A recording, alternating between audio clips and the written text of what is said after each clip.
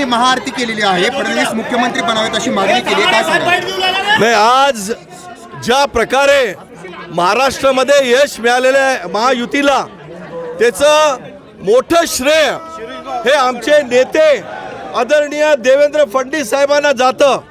कारण त्यांच्या मूळ कल्पनेतून जी मध्य प्रदेशमध्ये लागलेली योजना, लाडकी बहीण योजना, ती त्यांच्या मूळ कल्पनेतून महाराष्ट्रामध्ये आणली. आणि आज तुम्ही पाहताय सगळ्या लाडक्या बहिणींचा भाऊ जर कोण असेल तर तो देवा भाऊ आहे.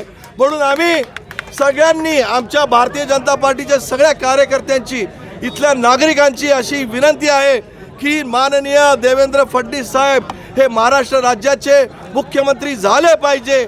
असं साकडं आम्ही शहरातलं सगळ्यात जुनं मंदिर मारुती मंदिर, हनुमान मंदिर, इथे आम्ही आरती करून देवाला साकडं घातलेलं आहे की त्यांच्या पुढे येणाऱ्या सगळ्या अडीअडचणीला मात देऊन विकास पुरुष ज्यांनी विकासाची गंगा महाराष्ट्रात 2.5 वर्षात आणली, अशा देवेंद्र फडणवीस साहेबांना मुख्यमंत्री करून परत एकदा महाराष्ट्र नंबर 1 वर न्यावा, ह्यासाठी आम्ही आज या मारुती चरणी आम्ही दर्शन घेण्यासाठी आलो.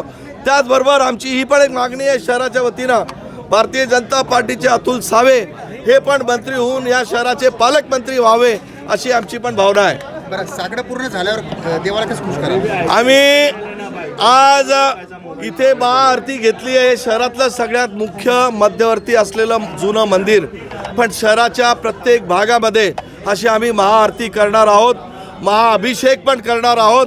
हा महाअभिषेक आजपासून सुरुवात होईल आणि महाआरती पण शहराच्या वेगवेगळ्या भागामध्ये महाआरती आम्ही करणार आहोत.